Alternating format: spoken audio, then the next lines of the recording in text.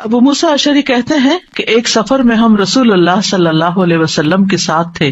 جب ہم کسی وادی میں اترتے تو لا الہ الا اللہ اور اللہ اکبر کہتے اور ہماری آوازیں بلند ہو جاتی. تو نبی صلی اللہ علیہ وسلم نے فرمایا، اے لوگو اپنی جانوں پر رحم کرو، کیونکہ تم کسی بہرے یا غائب کو نہیں پکار رہے، وہ تو تمہارے ساتھ ہی ہے، بے شک وہ سننے والا اور تم سے بہت قریب ہے. اس کا نام برکتوں والا ہے اور اس کی عظمت بہت ہی بڑی ہے. تو اللہ سبحانہ وتعالی قریب ہے، اس کو ہم چاہیں تو دل ہی دل میں پکارے، سرگوشیوں کے انداز میں پکارے یا اونچی آواز میں پکارے، وہ ہر حال میں سنتا ہے، اور جب وہ سنتا ہے تو جواب بھی دیتا ہے اور ہماری دعائیں قبول بھی کرتا ہے. اس لیے ہمیں اس کو قریب محسوس کر کے اس سے دعائیں کرتے رہنا چاہیے. تو وہ دعا کی قبولیت کے اعتبار سے قریب ہے، دعا کو سننے کے لحاظ سے قریب ہے، اپنے علم کے اعتبار سے سب لوگوں کے قریب ہے، اور خاص طور پر عبادت کرنے والوں اور پکارنے والوں کے قریب ہے. یعنی اس کا قرب دو طرح کا ہے، ایک عام قرب ہے جو سب کے لیے ہے، اور ایک خاص قرب ہے جو اس کے خاص بندوں کے لیے ہے. اور وہ خاص بندے جو عبادت گزار ہیں، جو اس کا ذکر کرتے ہیں، جو اس کے شکر کرنے والے ہیں. تو اللہ سبحانہ تعالیٰ ان کی دعاؤں کو قبول کرتا ہے، ان کی مدد کرتا ہے اور انہیں نیک کاموں کی توفیق عطا کرتا ہے. یہاں پر آپ دیکھ رہے ہیں کہ فَإِنِّي قریب کہہ کے بندے اور رب کے درمیان کوئی فاصلہ نہیں رکھا گیا اس اعتبار سے کہ کوئی اور واسطہ ہو. یہاں اللہ سبحانہ تعالیٰ نے جواب کو قل یا فقل کہہ کے نہیں فرمایا، جیسا کہ دوسری آیات میں آتا ہے. جتنے بھی سوال صحابہ کرام نے رسول اللہ صلی اللہ علیہ وسلم سے کیے تو ان کے جواب میں اللہ تعالیٰ نے فرمایا قل، آپ انہیں بتا دیجئے. لیکن یہاں پر قل بھی نہیں آیا، ڈائریکٹ فإنی قریب، اذا سألک عبادی انی فإنی قریب، یعنی بیچ میں کوئی واسطہ نہیں لایا گیا. تو اس سے یہ پتہ چلتا ہے کہ ہمارے اور ہمارے رب کے بیچ میں کسی اور واسطے اور کسی اور وسیلے کی ضرورت نہیں. اور جب اللہ تعالیٰ نے یا عبادی کہہ دیا تو اس میں سارے بندے شامل ہو جاتے ہیں، چاہے وہ نیک ہوں یا بد ہوں، بڑے ہوں یا چھوٹے ہوں، گناہگار ہوں یا بہت پرہیزگار ہوں، کوئی بھی ہو، جو بھی اپنے رب کو پکارتا ہے رب اس کی پکار کو سنتا ہے اور وہ قریب ہے. لہٰذا جب ہمارا رب قریب ہے اور مجیب ہے، جیسا کہ آپ جانتے ہیں پروگرام کا نام بھی قریب و مجیب اسی لیے رکھا گیا کہ ہمارا اگر اپنے رب سے تعارف ہو جاتا ہے، ہم اپنے رب کو پہچان جاتے ہیں کہ ہم کس کو پکار رہے ہیں اور وہ کہاں ہے، تو جتنا جتنا ہمارا یہ یقین ہوگا کہ وہ ہمارے قریب ہے اور وہ سنتا ہے اور جواب دیتا ہے، اتنی ہی زیادہ محبت اور توجہ کے ساتھ، اخلاص کے ساتھ ہم دعا کریں گے انشاءاللہ. اور پھر آپ دیکھیے کہ اللہ تعالیٰ ہماری دعاؤں کو ضائع نہیں کرتا. اجیب دعوت الداعی اذا دعانی، مطلب یہ ہے کہ جو بھی مجھ سے مانگتا ہے وہ کچھ پا کے ہی لوٹتا ہے، وہ نامراد نہیں ہوتا. جیسے زکریا علیہ السلام نے کہا تھا کہ وَلَمْ أَكُنْ بِدُعَائِكَ رَبِّ شَقِيًّا، کہ اے رب تجھے پکار کر تو میں کبھی بدبخت ہوا ہی نہیں، کبھی مایوس ہوا ہی نہیں، کبھی محروم ہوا ہی نہیں. جب بھی تجھے پکارا تجھ سے کچھ پا ہی لیا. تو اس لیے ہر دعا کرنے والے کو یہ یقین ہونا چاہیے کہ ہماری دعا ضرور سنی جائے گی، کیونکہ شیطان انسان کے دل میں یہ وسوسہ ڈالتا ہے کہ تمہاری دعا قبول نہیں ہوگی. نہیں بھائی، ہر ایک کی دعا قبول ہوتی ہے اگر وہ صحیح معنوں میں اپنے رب کو پکارتا ہے، وہ دعاؤں کو سنتا ہے اور جواب بھی دیتا ہے. ضرورت اس بات کی ہے کہ ہم اپنے دل کو حاضر کر کے اللہ سے مانگیں، اخلاص کے ساتھ مانگیں، اور قبولیت کے جو اوقات ہیں یا جو علامات ہیں ان کو سامنے رکھتے ہوئے مانگیں. اور پھر ساتھ یہ بھی کہا گیا فَلْيَسْتَجِيبُوا لِي وَلْيُؤْمِنُوا بِي لَعَلَّهُمْ يَرْشُدُونَ، کہ انہیں چاہیے کہ وہ بھی میری بات مانیں. یعنی اگر یہ چاہتے ہیں کہ میں ان کی دعائیں قبول کروں تو پھر انہیں بھی چاہیے جب میں انہیں پکارتا ہوں، ایک تو یہ ہے نا کہ ہم اللہ تعالیٰ کو پکارتے ہیں، اور ایک اللہ تعالیٰ بھی ہمیں پکارتے ہیں. یعنی اللہ سبحانہ تعالیٰ کب پکارتے؟ ہر اذان میں پکار آتی ہے، حی علی الصلاۃ حی علی الفلاح. تو پھر ہم کیا کرتے ہیں؟ کیا واقعی ہم صلاح کی طرف جاتے ہیں یا نہیں؟ اسی طرح قرآن مجید میں بہت دفعہ یا ایھا الذین آمنوا کہہ کے ہمیں پکارا گیا ہے. اے لوگو جو ایمان لائے ہو، یا ایھا الناس کہہ کے تمام انسانوں کو پکارا گیا ہے، تو کیا ہم انسان بھی اپنے رب کی پکار کو سنتے ہیں؟ کیا ہم بھی جواب دیتے ہیں؟ کیا ہم بھی اس کی طرف بڑھتے ہیں؟ اور پھر یہ کہ وَلْيُؤْمِنُوا بِی، چاہیے کہ وہ مجھ پر ایمان لائیں، چاہیے کہ وہ میری بات مانیں، لعلہم یرشدون، شاید کہ وہ سیدھی راہ پا جائیں۔ رسول اللہ صلی اللہ علیہ وسلم نے فرمایا، تم میں سے ہر ایک کی دعا قبول کی جاتی ہے جب تک کہ کوئی گناہ یا قطع رحمی کی دعا نہ کرے، بشرطے کہ جلدی بھی نہ کرے۔ پوچھا گیا یا رسول اللہ وہ جلدی کیا ہے؟ فرمایا یہ کہ کوئی یوں کہے کہ میں نے دعا کی اور میں نے دعا کی، یعنی دوبارہ کہ میں نے تو کئی بار دعا کی، بہت دعا کی، میری تو دعا قبول نہیں ہوتی، اور اس طرح وہ تھک ہار کر دعا کرنا چھوڑ دے۔ ایسا نہ کرے بلکہ دعا کرتا رہے، کیونکہ اس کی قبولیت کے مختلف طریقے ہیں۔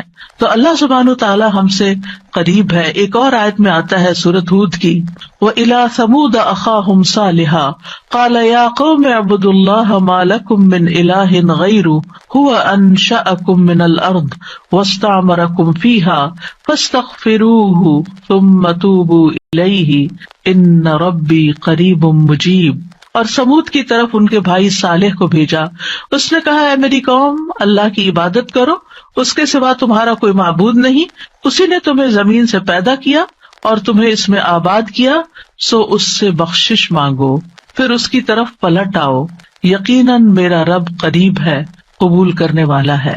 ان ربی قریب مجیب۔ یہاں قوم سمود کی بات کی جا رہی ہے۔ یہ لوگ مدائن کے علاقے میں رہتے تھے جو تبوک اور مدینہ منورہ کے درمیان واقع تھا۔ صالح علیہ السلام نے اپنی قوم کو ایک طرف اللہ سبحانہ تعالیٰ کی عبادت کی دعوت دی، توحید کی دعوت دی کہ صرف وہی تمہارا معبود ہے جس نے تمہیں پیدا کیا، جس نے تمہیں زمین میں آباد کیا، لہٰذا تم شرک سے اجتناب کرو، صرف اللہ کی طرف رجوع کرو۔ کیوں؟ اس لیے کہ وہ بہت قریب ہے، اپنے بندوں کی دعائیں سنتا ہے۔ تو آپ دیکھیے، جو آپ کے قریب ہو اور جو آپ کی بات بھی سنتا ہو، تو کیا آپ نہیں چاہیں گے کہ آپ اس کے قریب ہوں؟ یہاں پر آپ دیکھیے کہ دعا کرنے سے پہلے دو چیزوں کی بات ہے، استغفار اور توبہ کی، کہ اس سے استغفار کرو اور توبہ کرو تو تمہاری دعائیں قبول ہوں گی۔ توبہ کا مطلب یہ ہے کہ گناہوں سے کنارہ کشی اختیار کرو اور اس بات کا پکا وعدہ کرو کہ آئندہ گناہ نہیں کرو گے، اور استغفار کا مطلب ہوتا ہے بخشش طلب کرنا کہ اللہ ہمیں معاف کر دے، ہمارے گناہوں پہ پردہ ڈال دے۔ اور توبہ اور استغفار دونوں ہم معنی بھی ہیں۔ امام ابن قیم کہتے ہیں استغفار میں توبہ شامل ہے اور توبہ میں استغفار شامل ہے، اور جب ان کو الگ الگ بولا جاتا ہے تو پھر اس کا معنی الگ الگ بھی ہوتا ہے، اور اگر یہ دونوں اکٹھے آئیں یعنی ایک دوسرے کے ساتھ مل کر آئیں تو استغفار کا مطلب یہ ہوتا ہے کہ زندگی میں جو ہم کر چکے ہیں غلط کام، برائیاں، اللہ تعالی ہمیں ان کے شر سے محفوظ رکھے، اور توبہ کا مطلب یہ ہے کہ ہم آئندہ گناہ میں پڑنے کے شر سے آپ کی مدد چاہتے ہیں، حفاظت چاہتے ہیں۔ اور توبہ اس پختہ ارادہ کو بھی کہتے ہیں کہ دوبارہ گناہ نہیں کریں گے، آئندہ یہ نہیں کریں گے۔ تو ان ربی قریب مجیب، میرا رب یقیناً قریب ہے، مجیب ہے، اور یہاں قریب قرب سے شفقت اور اکرام کے معنوں میں، یعنی رب بہت شفیق اور مہربان ہے، بہت کریم ہے، اور اس کا اپوزٹ ہوتا ہے بعید، دور۔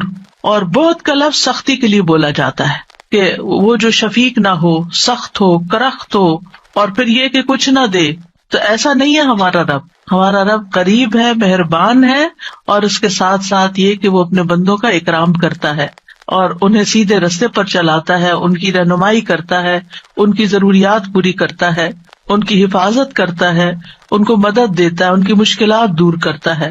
لہٰذا ہمیں اپنے رب کو قریب پاتے ہوئے، اور قربت کا ایک احساس ہوتا ہے۔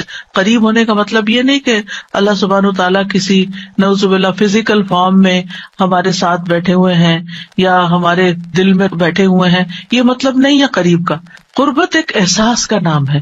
آپ نے دیکھا ہوگا بہت سے لوگ دور ہوتے ہوئے آپ کے دل کے قریب ہوتے ہیں، اور کئی لوگ آپ کے ساتھ رہتے ہوئے، آپ کے ساتھ بیٹھے ہوئے، آپ کے ساتھ زندگی گزارتے ہوئے بھی آپ سے دور ہوتے ہیں. تو اللہ سبحانہ وتعالی کا قرب محسوس کرنے کی چیز ہے، اس طرح کہ وہ سنتا ہے. اللہ سبحانہ وتعالی سنتا ہے، السمیع ہے، اللہ تعالیٰ دیکھتا ہے، البصیر ہے، اللطیف ہے، الخبیر ہے، ہمارے دلوں کے راز بھی جانتا ہے. تو اس سے بڑھ کے قریب کون ہوگا جو شہرک سے بھی زیادہ قریب ہے، اور جو ہمارے دل میں خیال اٹھ کر جو ہمارے دماغ تک جاتا ہے اس سے پہلے کہ دماغ تک جائے وہ بیچ میں حائل ہوتا ہے اور وہ جان لیتا ہے کہ بندہ کیا سوچ رہا ہے. نہ صرف یہ کہ وہ یہ جانتا ہے کہ اس وقت کیا کر رہے ہیں ہم، وہ یہ بھی جانتا ہے ہم پاسٹ میں کیا کر چکے ہیں، اور وہ یہ بھی جانتا ہے کہ ہم فیوچر میں کیا کچھ کرنے والے ہیں. کوئی اور ہے ایسا جو اتنا زیادہ ہمیں جانتا ہو؟ کیا وہ ہماری ضروریات کو نہیں جانتا ہوگا؟ کیا وہ ہمارے دکھ کو نہیں جانتا؟ کیا وہ ہماری پریشانیوں کو نہیں جانتا؟ کیا وہ ہماری زندگی کے مقاصد کو نہیں جانتا؟ کیا وہ ہماری کوششوں کو نہیں جانتا؟ کیا وہ ہماری عبادتوں کو نہیں جانتا؟ وہ خوب جانتا ہے، وہ سب کچھ جانتا ہے. تو جو جانتا ہے اس سے مانگے بنسبت اس کے کہ جو جانتا بھی نہیں ہے اور ہم اس سے توقعات لگا کے بیٹھے رہے کہ یہ ہمارے لیے کچھ کریں گے. عام طور پر ہم جب کسی مشکل کا شکار ہوتے ہیں تو پھر بندوں کی طرف دیکھتے ہیں، نہیں، جو اپنے رب کو قریب پاتے ہیں وہ اپنے رب ہی کی طرف دیکھتے ہیں اور رب ہی کی طرف پلٹ پلٹ کر جاتے ہیں. اور تابا یتوبو کا مطلب پلٹ پلٹ کر جانا بھی ہے کہ واپس پلٹتے ہیں کہ اللہ تعالیٰ اگر ہماری کسی بات سے آپ ناراض ہو گئے یا ہم سے خفا ہیں تو ہم تیری ہی طرف پلٹتے ہیں. اعوذ بک منک، تجھ سے ڈر کے پھر تیرے ہی پاس پناہ لیتے ہیں اپنے گناہوں کے شر سے بچنے کے لیے، اپنی سیئات سے بچنے کے لیے. تو اس لیے تھرو آؤٹ جو ہمارا انشاءاللہ پروگرام ہوگا اس میں آپ یہ 2 لفظ بس پکے کر لیں، وہ قریب ہے، وہ مجیب ہے، وہ بہت قریب ہے اور وہ جواب بھی دیتا ہے، وہ دعائیں قبول بھی کرتا ہے. اس لیے اس رمضان میں خوب خوب دعائیں کرنی ہے. اور ویسے بھی آپ دیکھیں کہ دعا افضل ترین عبادت ہے.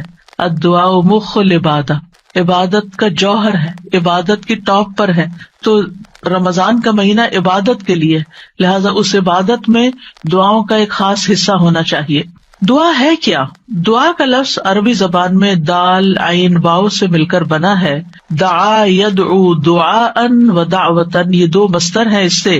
اور دعا کا لفظی معنی ہوتا ہے کسی کو آواز اور کلام کے ساتھ مائل کرنا، پکارنا، یعنی آواز بھی دینا، اس سے بات بھی کرنا اور اس کو اپنی طرف متوجہ کرنا. ایک ہوتا کسی سے بات کرنا لیکن اسے مقصد یہ نہیں ہوتا کہ میری طرف متوجہ ہو. مثلا میں آپ سے بات کر رہی ہوں اس وقت تو مجھے آپ سے یہ ایکسپیکٹیشن نہیں کہ آپ میری طرف متوجہ ہو کہ میری کوئی مدد کریں. لیکن دعا میں جب انسان پکارتا ہے تو اس کا مطلب ہوتا ہے کہ دوسرا متوجہ ہو اور جس مقصد کے لیے اس کو پکارا جا رہا ہے وہ مقصد بھی پورا ہو جائے. عربی میں کہتے ہیں دعوت اللہ، میں نے اللہ کو پکارا، یعنی میں نے سوال کرتے ہوئے، اللہ تعالیٰ کی طرف عاجزی کرتے ہوئے جو خیر ہے اس کے پاس، اس میں رغبت رکھی اور اس رغبت کو طلب کرنے کے لیے اس کو پکارا، یعنی اس رغبت کے ساتھ اس کو پکارا. قرآن مجید میں دعا کا لفظ مختلف معنوں میں استعمال ہوا ہے. نمبر 1 دعا بمعنی ندا، آواز دینے کے معنوں میں. دعا کا مطلب کیا؟ آواز دینا. جیسے سورۃ آل عمران میں آتا ہے فَقُلْ تَعَالَوْا نَدْعُ أَبْنَاءَنَا وَأَبْنَاءَكُمْ وَنِسَاءَنَا وَنِسَاءَكُمْ وَأَنفُسَنَا وَأَنفُسَكُمْ. تو آپ کہہ دیجئے کہ آؤ ہم اپنے اور تمہارے بیٹوں کو اور اپنی اور تمہاری عورتوں کو بلا لیں، پکار لیں، یعنی تم بھی ان کو بلا لو، ہم بھی بلا لیتے. تو بلانے کے معنوں میں استعمال ہوتا ہے. تو عربی زبان میں دعا اور ندا یہ 2 لفظ مترادف بھی ہیں، ایک دوسرے سے ملتے جلتے ہیں، سینونیمز ہیں، ایک جگہ پر اکٹھے بھی استعمال ہوئے ہیں. الا دعاء و نداء، کہ پکار اور آواز کے سوا کچھ نہیں سنتا. پھر اسی طرح دعا بمعنی طلب کرنا، کسی چیز کی ڈیمانڈ کرنا. قرآن مجید میں آتا ہے وَلَا تَزِرُ وَازِرَةٌ وِزْرَ أُخْرَى وَإِن تَدْعُ مُثْقَلَةٌ إِلَىٰ حِمْلِهَا لَا يُحْمَلْ مِنْهُ شَيْءٌ وَلَوْ كَانَ ذَا قُرْبَىٰ. اور کوئی بھی بوجھ اٹھانے والا کسی دوسرے کے گناہوں کا بوجھ نہ اٹھائے گا. یہ کب کی بات ہے؟ قیامت کے دن.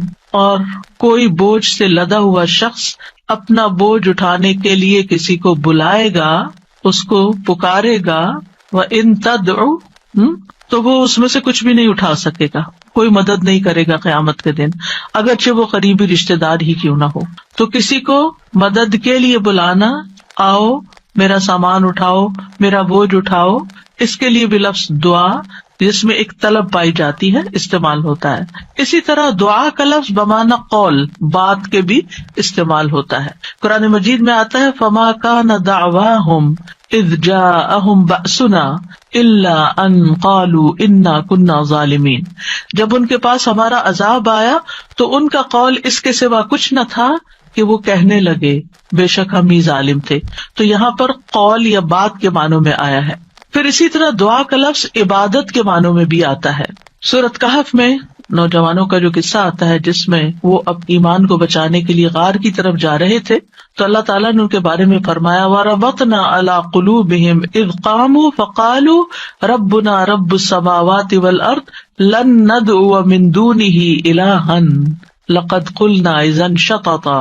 اور ہم نے ان کے دلوں کو مضبوط کر دیا جب وہ اٹھ کھڑے ہوئے تو کہنے لگے ہمارا رب تو آسمانوں اور زمین کا رب ہے، ہم ہرگز اس کے سوا کسی الہ کو نہیں پکاریں گے، یعنی اس کی عبادت نہیں کریں گے، اور اگر ہم ایسا کریں تو یقیناً ہم نے ناانصافی کی بات کی. تو دعا بمعنی عبادت. پھر اسی طرح پانچواں معنی قرآن مجید میں دعا بمعنی فریاد کرنا، طلب کرنا، فریاد کرنا. اور اس میں وَإِن كُنتُمْ فِي رَيْبٍ مِّمَّا نَزَّلْنَا عَلَىٰ عَبْدِنَا فَأْتُوا بِسُورَةٍ مِّن مِّثْلِهِ وَادْعُوا شُهَدَاءَكُمْ. اگر تمہیں اس قرآن میں شک ہے جو ہم نے اپنے بندے پر نازل فرمایا تو اسی طرح کی ایک سورت تم بھی بنا لاؤ اور اللہ کے سوا اپنے گواہوں مددگاروں کو بھی بلا لو. فریاد کرو کہ وہ آئے اور تمہاری مدد کرے، یعنی مدد کے لیے پکارنا، یہ معنی ہے. پھر اسی طرح دعا بمعنی کسی چیز کی ترغیب دینا، یعنی کسی چیز کی طرف دعوت دینا. نوح علیہ السلام نے اپنی قوم کو پکارا تھا قال رب انی دعوت قومی لیلا ونہارا. اس نے کہا ہے میرے رب بے شک میں نے اپنی قوم کو رات اور دن پکارا، ان کو دعوت دیتا رہا دین کی طرف، اپنے رب کی طرف. اور اس میں معنی عبادت کا بھی ہے کہ اللہ کی عبادت کرو، تو عبادت کی دعوت میں ان کو دیتا رہا. پھر اسی طرح دعا بمعنی منسوب کرنا، نسبت دینا. ادعوہم لآبائہم، ان بچوں کو ان کے حقیقی باپوں کی نسبت سے پکارو. یعنی ادعوہم کا مطلب ہے کہ ان کو اپنے باپوں کی طرف ہی منسوب کرو، جن کے وہ بچے ہیں باپ کا نام نہیں بدلو. اور آٹھواں معنی ہے سوال کرنا، دعا بمعنی سوال. جیسے بنی اسرائیل نے موسیٰ علیہ السلام سے کہا قالوا ادع لنا ربک یبین لنا ما ہی، انہوں نے کہا تم اپنے رب سے ہمارے لیے دعا کرو. تو یہ جو دعا ہے یہ بمعنی سوال ہے، یعنی مانگو کہ وہ ہمارے لیے بیان کر دے کہ وہ گائے کس طرح کی ہو. تو قرآن مجید میں یہ دعا کا لفظ مختلف معنوں میں استعمال ہوا ہے، لیکن دعا کا عمومی شرعی معنی کیا ہے؟ اللہ کی بارگاہ میں عاجزی کے ساتھ سوال کرنا اور اللہ کے پاس جو خیر ہے اس میں راغب ہونا، رغبت رکھنا. اللہ کی بارگاہ میں اللہ کے حضور عاجزی کے ساتھ سوال کرنا، چیخ چلا کے نہیں بلکہ بہت ہمبل طریقے سے. اور جو خیر اللہ کے پاس ہے اس میں رغبت رکھنا، اس کا شوق رکھنا. طیبی کہتے ہیں اس سے مراد ہے اللہ کی بارگاہ میں انتہا درجے کی عاجزی، انکساری اور محتاجگی ظاہر کرنا. جیسے موسیٰ علیہ السلام نے دعا کیا کی تھی رب انی لما انزلت الی من خیر فقیر. اپنے فقر، اپنی محتاجی، اپنی ضرورت کا اظہار کیا تھا. انی لما انزلت الی من خیر فقیر. امام ابن قیم کہتے ہیں اس سے مراد ہے ایسی چیز کو طلب کرنا جو دعا کرنے والے کو فائدہ دے، یعنی فائدے کی چیز حاصل کرنے کے لیے سوال کرنا، اور ایسی چیز کو دور کرنے کے لیے طلب رکھنا جو اس کو نقصان دیتی ہو. تو پھر دو طرح سے دعا کرتا ہے انسان، کچھ فائدے کی چیزیں مانگتا ہے اور کچھ نقصان والی چیزوں کو دور کرنے کے لیے اللہ سے درخواست کرتا ہے. ہماری شریعت میں دعا کی دو بڑی اقسام ہیں، ایک ہے دعائے عبادت اور ایک ہے دعائے مسئلہ. دعائے عبادت کیا ہے؟ اس سے مراد ہے کہ انسان اللہ سے ثواب کی امید رکھتے ہوئے، اس کے عذاب سے ڈرتے ہوئے اس کی عبادت کرے. اس میں سوال نہیں ہے. تو عربی میں دعا بمعنی عبادت بھی استعمال ہوتا ہے. آتا نا وقال ربکم ادعونی استجب لکم ان الذین یستکبرون عن عبادتی سیدخلون جہنم داخرین. اس میں دعا کے دونوں معنی آ گئے. اور تمہارے رب نے فرمایا کہ مجھ سے دعا کرو میں تمہاری دعا قبول کروں گا. یہ تو سوال ہو گیا. اور دوسرا بے شک وہ لوگ جو میری عبادت سے تکبر کرتے ہیں عنقریب و ذلیل و خوار ہو کر جہنم میں داخل ہوں گے. تو یہاں عبادت کا معنی بھی آ گیا عبادت کے لفظ کے ساتھ، یعنی دعا ایک طرح سے عبادت ہے. تو دعائے عبادت کیا ہے کہ انسان اللہ سے ثواب کی امید رکھتے ہوئے اس کے عذاب سے ڈرتے ہوئے اللہ کی عبادت کرے، جیسے نماز پڑھے، روزہ رکھے، قرآن کی قرأت کرے، تسبیح کرے، صدقہ کرے، اللہ کی طرف لوگوں کو دعوت دے، تعلیم کا کام کرے. تو انسان ان میں سے جو بھی عبادت کا کام کرے گا وہ دراصل اللہ کی طرف راغب ہوگا، کیونکہ دعا میں رغبت پائی جاتی ہے. اور جو شخص مثلا نماز پڑھتا ہے تو گویا وہ زبان حال سے دعا کر رہا ہوتا ہے، اللہ سے بخشش مانگ رہا ہوتا ہے کہ اللہ تعالیٰ ہمارے اوپر رحم کیجیے، ہم نے جو گناہ کیے ہیں آپ ان کو معاف کر دیجیے. کیونکہ نماز بذات خود کیا کرتی ہے؟ بلاؤں کو ٹالتی ہے، گناہوں کو معاف کرنے کا ذریعہ ہے. ٹھیک ہے. اچھا، صدقہ کیا کرتا ہے؟ گناہوں کی آگ بجھاتا ہے. ٹھیک ہے نا. تو یہ جو گناہوں کی آگ کا بجھنا ہے، یہ ہم بول کے بھی کہہ سکتے اللہ میں جہنم کے عذاب سے بچا، تو وہ ہماری زبان بول رہی ہوتی.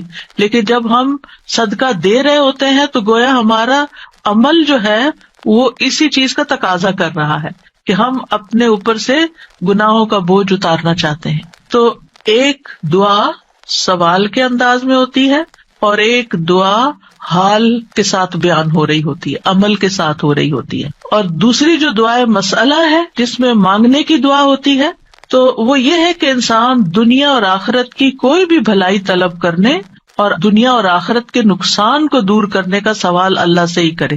دنیا اور آخرت کی کوئی بھی بھلائی مانگنا اور دنیا اور آخرت کے کسی بھی نقصان سے بچنا، یہ بس اللہ ہی سے کرے اس کا سوال. یہ دعائے مسئلہ ہے، یہ سوال کرنے والی، یعنی وہ دعا جس میں ہم سوال کرتے ہیں. کن چیزوں کا سوال کرتے ہیں؟ دنیا اور آخرت دونوں. آخرت نہیں بھولنی. ربنا آتنا فی الدنیا حسنۃ وفی الآخرۃ حسنۃ وقنا عذاب النار.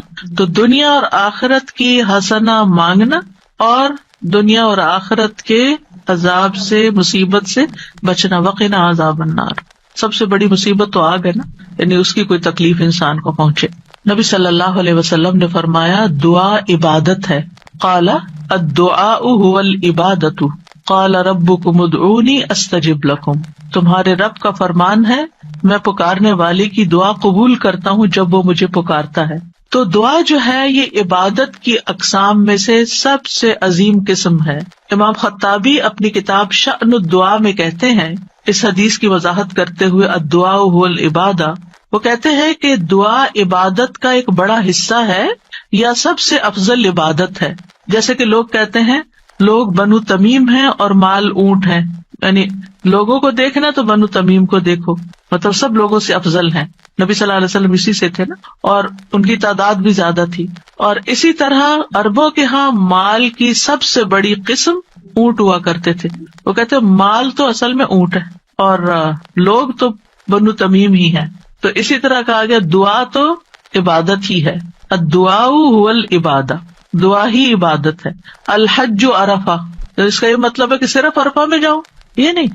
مطلب یہ ہے کہ جتنے بھی ارکان آپ حج کے ادا کرتے ہیں ان میں سے عرفہ کے دن کا قیام اگر کسی نے پا لیا تو اس کا حج ہو گیا، اور وہ سب سے بڑا دن ہے جس میں بخشش ہوتی ہے. تو یہ عربوں کے کہنے کا ایک انداز بھی ہے نا. اور مراد اس سے کیا ہے کہ دعا سب سے افضل عبادت ہے اور ساری اطاعتوں اور ساری بندگیوں کا مغز ہے کہ انسان اپنی ہر پریشانی اور ہر ضرورت میں اللہ کی طرف متوجہ ہو جائے. یہ ہے اصل مقصد. اگر کسی مشکل میں پڑ گیا ہے تو اس مشکل کے دور ہونے کے لیے بس اللہ ہی کی طرف رجوع کرے اور اسی کا انتظار کرے کہ وہی کاٹے گا. لوگوں سے توقعات ہٹا لے.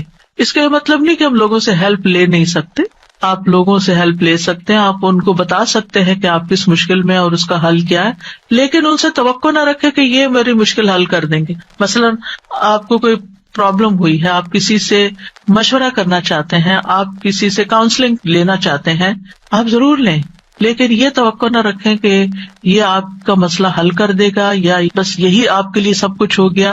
اس کو اللہ سبحانہ وتعالیٰ سے آگے نہ رکھے. کہتے ہیں نا ہمت مردہ مدد خدا. ہمت آپ نے کرنی ہے، کوشش آپ نے کرنی، مدد اللہ نے کرنی ہے. دعا کی بھی ہمت ہوتی ہے اور دعا کے لیے بھی ایک ایفرٹ لگانی پڑتی ہے اور اس کے لیے یکسو ہونا پڑتا ہے. خصوصاً آپ دیکھیں کہ جب کسی بڑی پریشانی کے نتیجے میں انسان کے ہوش اڑ جاتے ہیں، اوسان خطا ہو جاتے ہیں، اس کو کچھ سمجھ نہیں آتی، تو ایسی صورت میں انسان اپنے خیالات کو مجتمع کر کے، فوکس کر کے، پوری توجہ کے ساتھ اللہ کی طرف جب متوجہ ہوتا ہے تو یہ ہے اصل میں دعا کی روح. اور نہ صرف یہ کہ بڑی مشکلات میں بلکہ چھوٹی چھوٹی ضروریات میں بھی اللہ کی طرف رغبت کرنی چاہیے. دعا کی ضرورت کیوں ہے ہماری زندگی میں؟ کیونکہ ہم اللہ کے محتاج ہیں، بادشاہ وہی ہے، ہم فقیر ہیں. یا ایھا الناس انتم الفقراء الی اللہ، اے لوگو تم سب اللہ کے محتاج ہو. کوئی بھی انڈیپینڈنٹ نہیں، کوئی بھی یہ نہیں کہہ سکتا کہ میں اپنے سب کام خود ہی کر سکتا ہوں. واللہ هو الغنی الحمید، اور اللہ سب سے بے پرواہ ہے اور تعریف کے لائق ہے.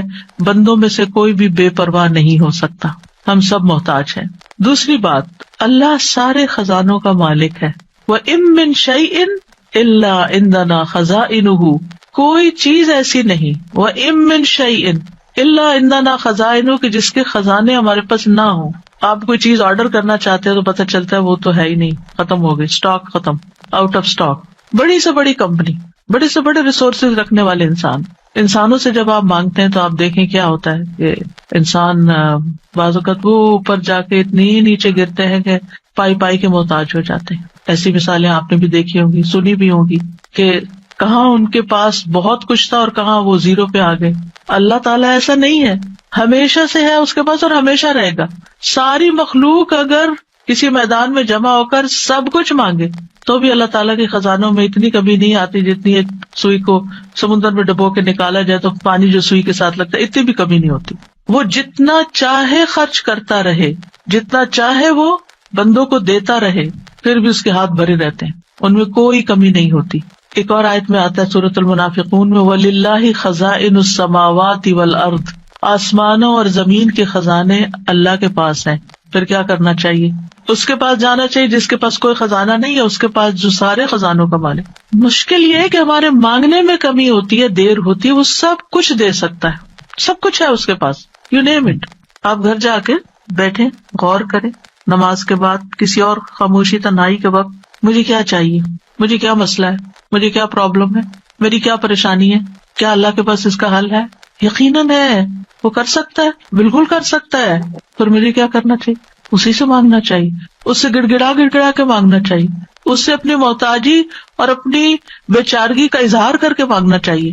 امن یجیب المضطر اذا دعاہ ویکشف السوء، اللہ تعالیٰ آپ سے پوچھتے ہیں کون ہے جو بے قرار کی، مضطر، بے قرار، بے چین انسان کی بات سنتا، اس کو جواب دیتا. امن یجیب المضطر اذا دعاہ، جب بھی وہ اس کو پکارتا ہے، ویکشف السوء، اور وہ تکلیف کو دور بھی کرتا ہے. ایسا نہیں کہ وہ صرف سن رہا ہے، اس نے وہ تکلیف دور بھی کر دینی ہے. اور آپ کہیں گے بس اتنی سی بات تھی، میں اس کو اتنا پہاڑ بنائے ہوئی تھی، اپنی زندگی کا بہت بڑا مسئلہ بنائے ہوئے تھی، اور اللہ تعالیٰ کے لیے بس اتنی سی بات تھی. میرے مانگنے میں کمی تھی، اس کے پاس نہیں کمی. ہماری دعا میں کمی ہے، ہمارے اخلاص میں کمی ہے، اس کے دینے میں کمی نہیں ہے. اس طرح پکارا کرے نا کہ اللہ تعالیٰ آپ تو دے کر کسی کمی کا شکار نہیں ہوتے، لیکن میری کمی پوری ہو جائے گی. پھر آپ دیکھیں ہر بھلائی دینے اور ہر تکلیف دور کرنے پہ قادر ہے. سورۃ الانعام میں آتا ہے وَإِن يَمْسَسْكَ اللَّهُ بِضُرٍّ فَلَا كَاشِفَ لَهُ إِلَّا هُوَ وَإِن يَمْسَسْكَ بِخَيْرٍ فَهُوَ عَلَى كُلِّ شَيْءٍ قَدِيرٌ، اگر اللہ تجھے کوئی تکلیف پہنچائے تو اس کے سوا کوئی دور کرنے والا نہیں، اور اگر وہ تجھے کوئی بھلائی پہنچائے تو وہ ہر چیز پر پوری طرح قادر ہے. وہ سب کچھ کر سکتا ہے، وہ قادر ہے. نہ آپ کی کوئی خیر اور بھلائی کو لے جا سکتا ہے، کیونکہ عام طور پہ ہم وہم کا شکار رہتے ہیں کہ اگر میری اس نعمت کا کسی کو پتہ چل گیا تو پھر کیا ہوگا، شاید وہ نظر ہی لگ جائے اور نعمت چھین ہی جائے.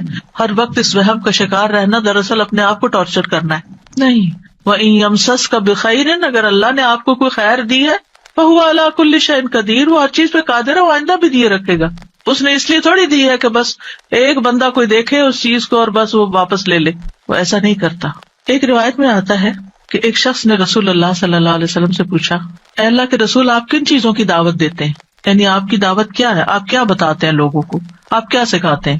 آپ نے فرمایا میں اس اللہ کی طرف دعوت دیتا ہوں جو اکیلا ہے، وہ اللہ کہ جب تم پر کوئی مصیبت آتی ہے اور تم اسے پکارتے ہو تو وہ تم سے تمہاری مصیبت دور کر دیتا ہے. یہ ہے اللہ کا تعارف. جب آپ کے بچے آپ سے پوچھیں اللہ کون ہے تو آپ کیا بتاتے ہیں؟ یہ بڑے بڑے لفظ بولتے ہیں نا. یہ دیکھیں یہاں پر کیا بولا گیا، اتنے سمپل. آپ بچے کو کہہ سکتے ہیں اللہ وہ ہے جو تمہیں کھانا دیتا ہے، اللہ وہ ہے جو تمہیں فلاں چیز دیتا ہے، تمہیں ماما بابا دیے ہیں. جو جو بچے کی ضرورت ہوتی ہے ایج کے حساب سے آپ اس اعتبار سے بچے کو اللہ کا تعارف کرا سکتے ہیں، وہ ان چیزوں کے ساتھ جو نظر آتی ہیں اور جو اس کی پسند کی ہیں کہ وہ ہے اللہ. پھر آپ نے فرمایا کون ہے اللہ کہ جب تم کسی بیابان اور جنگل میں راستہ بھول جاؤ اور تم اس سے دعا کرو تو وہ تمہیں واپس پہنچا دیتا ہے.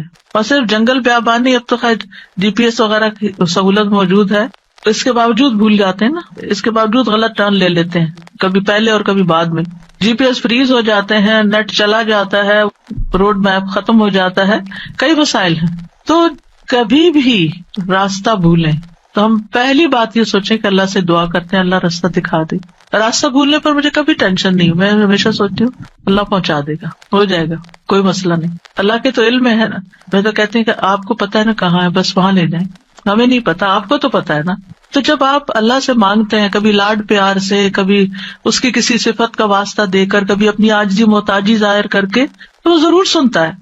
پھر فرمایا وہ ذات کہ جب تم قحط سالی میں مبتلا ہوتے ہو اور تم اس سے دعا کرتے ہو تو وہ تم پر پیداوار ظاہر کر دیتا ہے، یعنی تمہاری پیداوار اگا دیتا ہے زمین سے. یہ ہے اللہ، یہ اللہ کا تعارف. پھر آپ دیکھیے کہ ہم کیوں اللہ سے مانگے، کیونکہ زمین و آسمان کی ساری مخلوق اللہ ہی سے مانگتی ہے، تو ہم کیوں نہ مانگے. آپ غور کیجئے ذرا اس بات پر، یسألہ من فی السماوات والارض کل یوم ھو فی شأن. اسی سے مانگتا ہے جو کوئی آسمانوں اور زمین میں ہے، ہر دن وہ ایک نئی شان میں ہے. اسی سے مانگ رہا ہے ہر کوئی جو آسمانوں اور زمین میں ہے، ہر کوئی. کون کون ہے آسمانوں اور زمین میں؟ آسمانوں میں فرشتے ہیں جن کو ہم جانتے ہیں، زمین پر انسان اور جنات ہیں، اس کے علاوہ جو اور مخلوقات ہیں، وہ ساری مخلوق اللہ سے مانگ رہی ہے. اگر ساری مخلوق اللہ سے مانگتے اور ہم کسی اور سے مانگنا شروع کر دیں، غیر اللہ سے مانگیں، تو کتنی حماقت والی بات ہے نا. اللہ نے عقل اسی لیے دی تھی کہ ہم اللہ ہی کو نہ پہچانے. تو اللہ سبحانہ وتعالیٰ سے سوال کرنے کے اعتبار سے 4 طرح کے لوگ ہیں. امام ابن تیمیہ کہتے ہیں پس تمام آسمانوں اور زمین کے لوگ اللہ سے سوال کرتے ہیں تو ان کے 4 درجات بن جاتے ہیں. پہلی قسم، کچھ وہ لوگ ہوتے ہیں جو نہ ہی اللہ کی عبادت کرتے ہیں نہ ہی اس سے مدد طلب کرتے ہیں، حالانکہ اللہ نے ان کو پیدا کیا، ان کو رزق دیا، ان کو عافیت دی. تو یہ کون ہے؟ نہ اللہ کی عبادت نہ ہی اس سے دعا، کچھ بھی نہیں، کوئی تعلق نہیں. دوسری قسم کے وہ لوگ ہوتے ہیں جو اللہ سے مدد طلب کرتے ہیں تو وہ ان کی مدد کر دیتا ہے، لیکن وہ اللہ کی عبادت نہیں کرتے، عبادت نہیں کرتے. ہاں جب کوئی مسئلہ پیش آتا ہے تو پھر کیا کرتے ہیں؟ پھر دعا کر لیتے. ایسے لوگ آپ نے دیکھے ہوں گے، نماز نہیں، روزہ نہیں، صدقہ خیرات کچھ نہیں، ہاں کوئی مشکل پیش آئے تو پھر اللہ سے دعا کرتے ہیں. تیسری قسم کے کچھ وہ لوگ ہوتے ہیں جو اللہ کی عبادت اور اطاعت طلب کرتے ہیں لیکن نہ ہی اس سے مدد مانگتے ہیں نہ اس پہ توکل کرتے ہیں. نماز روزہ کر لیں گے، دعا نہیں کرتے، کہتے ہیں اللہ کو پتہ ہی ہے نا کیا چاہیے، اب مانگنا کس لیے. نہیں، اللہ تعالیٰ خود فرماتے وقال ربکم ادعونی، تمہارا رب کہتا ہے مجھ سے دعا کرو، تو کیوں نہ دعا کریں، ہمیں دعا کرنی ہے. چوتھی قسم کے وہ لوگ ہوتے ہیں جو اللہ کی عبادت بھی کرتے ہیں اور اس سے دعا بھی کرتے ہیں، اس سے مدد بھی طلب کرتے ہیں. تو اللہ تعالیٰ اپنی عبادت اور اطاعت پر ان کی مدد کرتا ہے. جیسے ہم کہتے ہیں رب اعنی علی ذکرک و شکرک و حسن عبادتک، تو اللہ تعالیٰ مدد بھی فرماتا ہے. اب ہم اپنے آپ کو دیکھیں کہ ہم کون سی کیٹیگری میں فال کرتے ہیں، ہم کہاں ہیں. کیا ہم ان لوگوں میں ہیں جو عبادت بھی کرتے ہیں اور دعا بھی کرتے ہیں، تو یہ ٹاپ کلاس کے لوگ ہیں، اور باقی اللہ تعالیٰ کے حق میں کبھی کوتاہی کرتے ہیں. تو ہمیں دعا کرتے رہنا چاہیے، اللہ تعالیٰ کو پکارتے رہنا چاہیے، ہر ضرورت میں، ہر مقصد میں، ہر پریشانی میں، ہر دکھ میں، ہر بیماری میں، ہر موقع پر، ہر چیز کے لیے، چھوٹی سے چھوٹی چیز کے لیے، بڑی سے بڑی چیز کے لیے اللہ ہی سے مانگنا چاہیے. کیونکہ وہ دے کر احسان نہیں جتاتا، وہ دے کر شرمندہ نہیں کرتا، وہ دے کر ہم سے واپس نہیں مانگتا، وہ بغیر شرط کے دیتا ہے، غیر مشروط دیتا ہے. وَإِذَا سَأَلَكَ عِبَادِي عَنِّي فَإِنِّي قَرِيبٌ أُجِيبُ دَعْوَةَ الدَّاعِ إِذَا دَعَانِ فَلْيَسْتَجِيبُوا لِي وَلْيُؤْمِنُوا بِي لَعَلَّهُمْ يَرْشُدُونَ.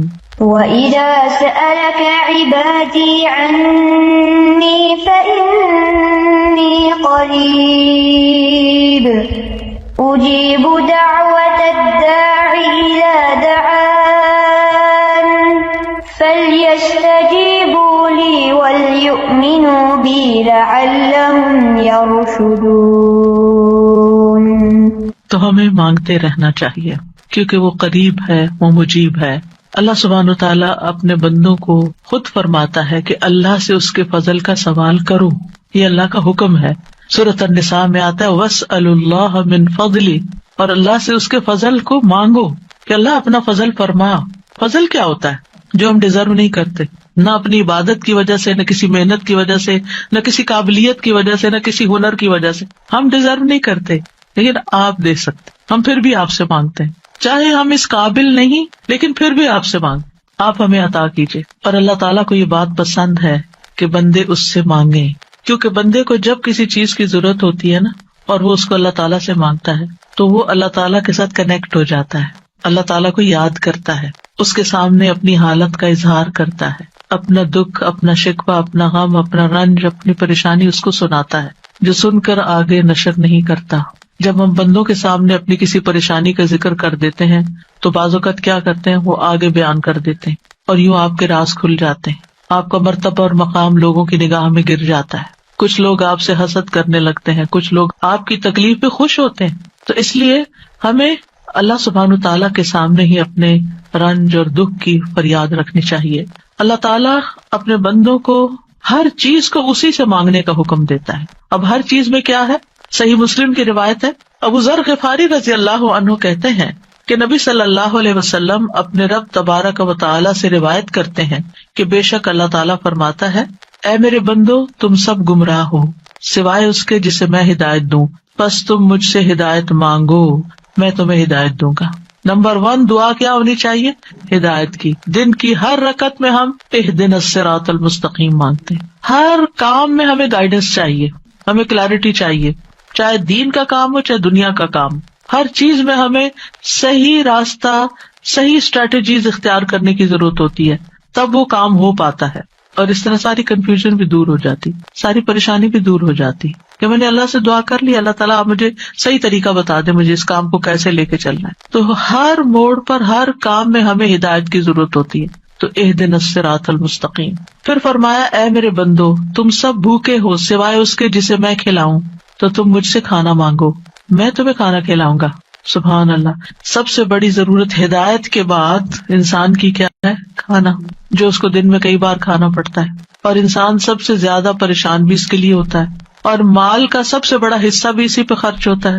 یعنی دن میں اگر آپ دیکھیں تو آپ ہر روز اپنا لباس نہیں خریدتے، ہر روز آپ اپنی ٹوائلٹریز نہیں خریدتے، ہر روز اپنی اور چیزیں نہیں خریدتے، برتن نہیں خریدتے، کٹلری، جیولری، یہ سب روز تھوڑی خریدا جاتا ہے. لیکن کھانا تو ڈیلی چاہیے، کھانا تو ڈیلی کنزیوم کرنا ہے، اس سے مانگو. اور خاص طور پر اگر کچھ خاص کھانے کو دل چاہتا ہے وہ بھی اس سے مانگو. نیوٹریشیس چاہیے، ہولسم چاہیے، صحت مند چاہیے، کیونکہ ساری بیماریاں ہی کھانے سے پیدا ہوتی ہیں. یعنی کھانا مانگو، صرف یہ نہیں کہ ہے نہیں، بلکہ اچھا کھانا مانگو تو اللہ تعالیٰ کھلائے گا. اے میرے بندو تم سب برہنہ ہو سوائے اس کے جسے میں لباس پہناؤں، تو تم مجھ سے لباس مانگو میں تمہیں لباس پہناؤں گا. بعض اوقات انسان کو کوئی خاص چیز پہننے کو دل چاہتا ہے، مانگے اللہ سے، اللہ دے گا. اے میرے بندو تم سب دن رات گناہ کرتے ہو اور میں سارے گناہوں کو بخش دیتا ہوں، تم مجھ سے بخشش مانگو میں تمہیں بخش دوں گا. کیوں اپنے اوپر بوجھ لیے پھرتے ہو؟ کتنے گناہ کر لیے، بہت لیٹ کر دیا، پتہ نہیں اب میری معافی ہوگی یا نہیں، اب میں کیا کروں؟ وہ معاف کر دے گا، مانگ کر تو دیکھو. اے میرے بندو اگر تمہارے اولین و آخرین اور جن و انس ایک صاف چٹیل میدان میں کھڑے ہو کر مجھ سے مانگنے لگے اور میں ہر ایک کو جو مجھ سے مانگ رہا ہے وہ سب کچھ دے دوں جو وہ مانگ رہا ہے، تو میرے خزانوں میں کوئی کمی نہیں ہوگی مگر جتنی سمندر میں سوئی ڈال کر نکالنے سے کمی آتی، کچھ کمی نہیں. مانگو، اس کا تو کچھ نہیں بگڑتا، اس کا تو کچھ کم نہیں ہوتا. نبی صلی اللہ علیہ وسلم نے بھی اللہ سے مانگنے کا حکم دیا ہے۔ عبداللہ بن عباس کہتے ہیں ایک دن وہ رسول اللہ صلی اللہ علیہ وسلم کے پیچھے سوار تھے تو رسول اللہ صلی اللہ علیہ وسلم نے ان سے فرمایا، اے لڑکے، میں تجھے چند کلمات سکھا رہا ہوں، احفظ اللہ یحفظک، تم اللہ کے احکام کی حفاظت کرو، اللہ تمہاری حفاظت کرے گا۔ احفظ اللہ تجدہ تجاہک، اللہ کی حفاظت کرو یعنی اللہ تعالیٰ کے احکامات کی، تم اسے اپنے سامنے پاؤ گے، قریب پاؤ گے۔ اذا سألت فاسأل اللہ، جب تمہیں مانگنا ہو اللہ سے مانگو، جب تمہیں مانگنا ہو، کچھ بھی مانگنا ہو۔ وَإِذَا اسْتَعَنْتَ فَاسْتَعِنْ بِاللَّهِ، اور جب مدد چاہیے اللہ سے مدد مانگو، کسی بھی طرح کی مدد، یعنی مدد صرف مالی مدد نہیں ہوتی، یا مدد صرف ان چیزوں کی نہیں ہوتی اوپر جن چیزوں کا ذکر ہوا ہے، مدد تو ہمیں ہر کام میں چاہیے۔ ہم کون سی لائن اختیار کریں، کون سا پیشہ اختیار کریں، کون سی جاب لیں، کون سی نہ لیں، کیا کریں کیا نہ کریں، فلاں جگہ جانا ہے جائیں یا نہ جائیں، ہر معاملے میں۔ اور یہ جو ہمیں استخارہ سکھا دیا گیا تو یہ بھی تو یہی ہے۔ اور اس استخارے میں بھی آپ دیکھیے، اذا سألک عبادی انی فانی قریب اجیب دعوت الداعی اذا دعانی، اس میں بھی آپ دیکھیں بیچ میں واسطہ نہیں رہا نا، تو ہم کسی سے نہیں کہہ سکتے آپ میرا استخارہ کریں، آپ اپنے لیے خود ہی خیر مانگے۔ آپ صلی اللہ علیہ وسلم نے عبداللہ بن عباس سے کہا، جان رکھو اگر ساری دنیا مل کر بھی تمہیں نفع پہنچانا چاہے تو تمہیں نفع نہیں پہنچا سکتی سوائے اس کے جو اللہ نے تمہارے لیے لکھ دیا، اور اگر وہ سارے مل کر تمہیں کوئی نقصان دینا چاہیں نقصان نہیں دے سکتے سوائے اس کے جو اللہ نے تمہارے لیے لکھ دیا۔ کتنا بڑا توکل سکھاتی ہے یہ بات، کتنی فکریں پریشانیاں دل سے اور دماغ سے بالکل آف لوڈ ہو جاتی، کچھ نہیں ہوتا، کوئی کچھ نہیں بگاڑ سکتا۔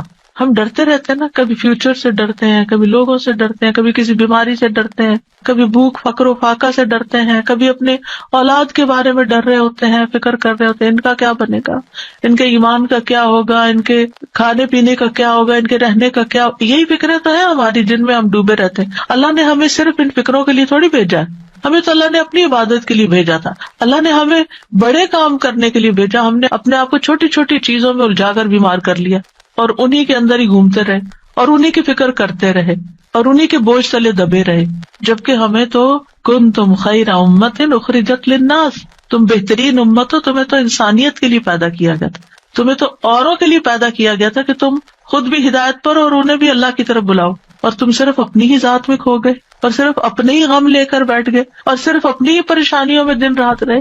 ان سب چیزوں کو تو اللہ کے حوالے کرنے کی ضرورت ہے، وہ ٹیک کیئر کرے گا۔ ان تنصروا اللہ ینصرکم، اگر تم اللہ کی مدد کرو گے اللہ تمہاری مدد کرے گا، اور وہ ضرور کرے گا۔ تم اوروں کی فکر کرو اللہ تمہاری کرے گا۔ تو اس لیے ہمارے کرنے کا کام کیا، احفظ اللہ یحفظک، حفاظت چاہیے، تم اللہ تعالیٰ کے احکامات کی حفاظت کرو، جو تمہیں کہا جا رہا ہے وہ پابندی سے کرو، باقی کام اللہ کا ہے۔ اور پھر احفظ اللہ تجدہ تجاہک، جب تم اللہ کے بن جاؤ گے نا تو پھر اللہ کو بہت قریب پاؤ گے۔ پھر آپ دیکھیے کہ اللہ کے نزدیک دعا سے زیادہ کوئی چیز معزز نہیں۔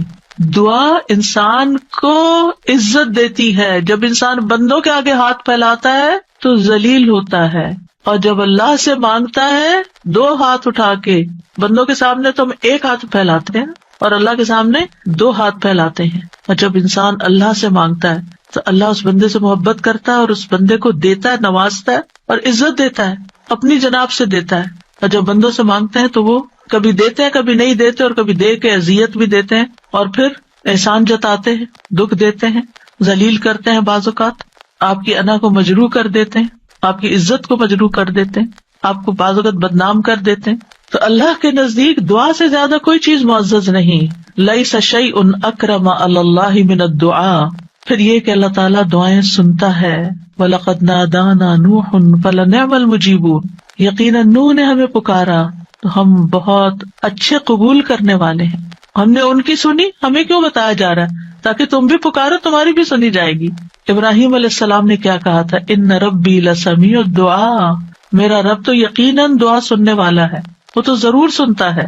اور پھر خاص طور پر جو مضطر ہو، بے چین ہو، بے قرار ہو، لاچار ہو، امن یجیب المضطر اذا دعاہ ویکشف السوء، یہ لاچار کون ہوتا ہے؟ ابن عباس کہتے ہیں اس سے مراد وہ شخص ہے جس کی ایسی ضرورت ہو جو اس کو مشقت میں ڈال دے، یعنی مصیبت میں پڑ جائے انسان، چاہے اندر قلبی روحانی طور پر، چاہے مالی طور پر، چاہے صحت، یعنی کسی بھی اعتبار سے جو چیز اس کو مشکل میں ڈال دے۔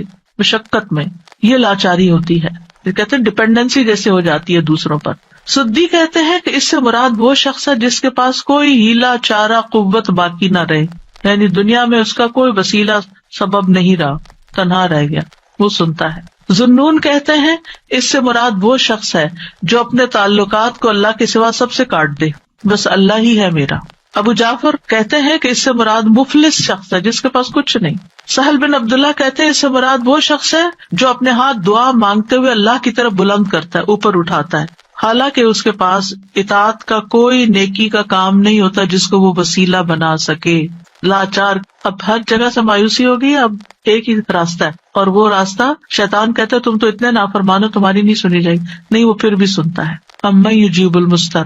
اصل میں بندے تو ہم اللہ ہی کے ہیں نا، چاہے ہم اللہ کو اپنا بنائیں یا نہ بنائیں، ہیں تو اسی کے، جانا تو اسی کی طرف ہے، دنیا میں بھی اسی کی طرف جانے کی ضرورت پیش آتی ہے. اور پھر آپ دیکھیے کہ اللہ تعالیٰ کا قبولیت کا وعدہ بھی ہے، اور وہ بندوں کی حاجات پوری کرتا ہے. اللہ تعالیٰ خود پکارتے ہیں جب رات کا ایک تہائی حصہ بچتا ہے، آسمان دنیا پہ نزول فرما کے اللہ تعالیٰ فرماتے ہیں کون ہے جو مجھ سے دعا کرے تو میں اس کی دعا قبول کروں، کون ہے جو مجھ سے بخشش طلب کرے تو میں اسے بخش دوں، کون ہے جو مجھ سے رزق مانگے تو میں اس کو رزق عطا کروں، کون ہے جو تکلیف دور کرنے کی درخواست کرے تو میں اس کی تکلیف دور کروں. اور یہ اعلان فجر کے طلوع ہونے تک ہوتا رہتا ہے. تو اللہ تعالیٰ پکار رہے ہیں کہ مانگو مجھ سے. اب دیکھیے اگر کبھی آپ کے پیرنٹس میں سے کوئی یا کوئی بڑا یا اگر آپ سے کہے کہ اچھا مانگو، کیا مانگتے ہو، فرمائش کرو، کیا کرتے ہیں ہم، ہمارا حال کیا ہوتا ہے؟ بہت خوش ہو جاتے ہیں، اتنی بڑی آفر آ گئی ہے، کرو فرمائش، کیا چاہیے، جیولری چاہیے، کپڑے چاہیے، جو چاہیے مانگو. تو ہمارا خوشی سے ایسا حال ہوگا کہ ہمیں یہ بھی یاد نہیں رہے گا کہ اب مانگنا کیا ہے آپ نے. اللہ سبحانہ وتعالیٰ روز ہمیں پکارتے ہیں کرو فرمائش، مانگو، کچھ مانگو، اور ہم مانگتے ہی نہیں. جاگ بھی جائے تو ہم مانگتے نہیں. مانگنے کی ضرورت ہے. آپ دیکھیے کہ دنیا کے بادشاہ جب کوئی سوالی آتا ہے، کوئی بیگر آتا ہے، وہ دروازے بند کر دیتے ہیں. جو انسان 2 سے 3 دفعہ آپ سے کچھ مانگ چکا ہو، جب آپ اس کو دیکھتے ہیں تو وہ موڑ کے چل دیتے ہیں، یہ پھر آ گیا ہے، پھر کچھ مانگے گا. کیا اللہ تعالیٰ بھی ایسا کرتا ہے؟ 100 بار آئے آپ اس کے پاس، 100 بار عطا کرے گا. وہ اپنا دروازہ بند نہیں کرتا، وہ اپنی دولت نہیں چھپاتا، وہ تمہارے لیے ہر روز رات کو دروازہ کھولتا ہے. آ جاؤ تم میری طرف، مانگو مجھ سے. امام ابن قیم کہتے ہیں اللہ جس کے ساتھ خیر کا ارادہ کرتا ہے اس کے لیے ذلت کا، عاجزی کا، اللہ کی بارگاہ میں پناہ پکڑنے اور محتاجی ظاہر کرنے کا دروازہ کھول دیتا ہے. یعنی اس کو دعا مانگنا آ جاتا ہے، اور جس کو دعا کی توفیق مل گئی اس کو ہر خیر مل گئی. تو اصل چیز یہ ہے کہ دعا کی توفیق ہو جائے، دعا مانگنا شروع کر دیں. آپ دیکھیں کہ اس نیت سے بھی یہ پروگرام رکھا گیا تھا کہ ہم روز دعا کے بارے میں کچھ سنیں، پھر دعا کے مطلب کو سمجھیں، دعا کرتے رہے تاکہ ہمیں دعا مانگنا آ جائے. یعنی اس کا ہول سول گول ہے اس پروگرام کا، وہ یہ کہ ہمیں دعائیں مانگنا آ جائے، ہم دعاؤں کے شوقین ہو جائیں، دعا مانگنے سے محبت کرنے لگے، دعاؤں کے اوپر یقین کرنے لگے کہ اللہ تعالیٰ سنتا اور ضرور سنے گا، اور ہمارے سارے بوجھ اتر جائیں اور ہم سارے اپنے معاملات اپنے رب کے سپرد کر دیں، اور ہم دنیا میں بھی ایک اچھی زندگی بسر کریں اور آخرت میں بھی. امام ابن تیمیہ کہتے ہیں جب اللہ کسی بندے کے ساتھ خیر کا ارادہ کرتا ہے تو اس کے دل میں دعا مانگنے اور اس سے مدد طلب کرنے کا الہام کر دیتا ہے کہ اللہ سے مانگو، اس کے دل میں ڈال دیتا ہے، اور اللہ اس کے مدد طلب کرنے اور اس کے دعا مانگنے کو اس کے لیے خیر کا ذریعہ بنا دیتے ہیں جس کے لیے اس نے مدد طلب کی ہوتی ہے، یعنی اس کا رستہ نکل آتا ہے. تو دعا مانگنے کے فائدے کیا ہیں؟ دعا ہر حال میں انسان کو فائدہ دیتی ہے. نمبر 1، دعا مانگ رہے ہوتے تو آپ عبادت کر رہے ہوتے ہیں، یہ اجر الگ لکھا جاتا ہے. اللہ تعالیٰ کی پسند کا کام کر رہے ہوتے ہیں، اللہ تعالیٰ سے کنیکٹڈ ہوتے ہیں، اور پھر یا تو دعا فوراً قبول ہو جاتی ہے، جو مانگا وہ اسی وقت مل جاتا ہے، یا پھر یہ کہ کوئی ایسی مصیبت ٹل جاتی ہے جو آنے والی تھی اور آپ کی اس دعا کی وجہ سے وہ مصیبت چلی گئی.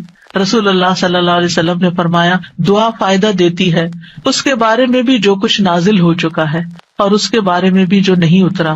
بس اللہ کے بندو تم پر دعا کرنا لازم ہے، یعنی جو مصیبتیں آ گئی ہیں ان کو بھی دور کرے گی دعا، اور جو ابھی نہیں آئی اتر رہی ہیں ان کو بھی دور کر دے گی، آنے والی مشکلات کو بھی ہٹا دے گی. پھر یہ کہ اللہ تعالیٰ اپنے مانگنے والوں کو خالی ہاتھ نہیں لوٹاتا. حدیث میں آتا ہے بے شک اللہ عز و جل کو اس بات سے حیا آتی ہے کہ اس کا کوئی بندہ اس کے سامنے ہاتھ پھیلا کر کسی خیر کا سوال کرے اور وہ انہیں خالی لوٹا دے، کہ کچھ بھی نہ ڈالے اس میں. ایسا نہیں ہوتا. انس رضی اللہ عنہ کہتے ہیں رسول اللہ صلی اللہ علیہ وسلم نے فرمایا بے شک اللہ بڑا رحیم ہے، بڑے کرم والا ہے، اس کو اس بات سے شرم آتی ہے کہ اس کا کوئی بندہ اس کے آگے اپنے دونوں ہاتھ پھیلائے اور وہ ان دونوں میں کوئی خیر نہ ڈالے، وہ ایسا نہیں کرتا۔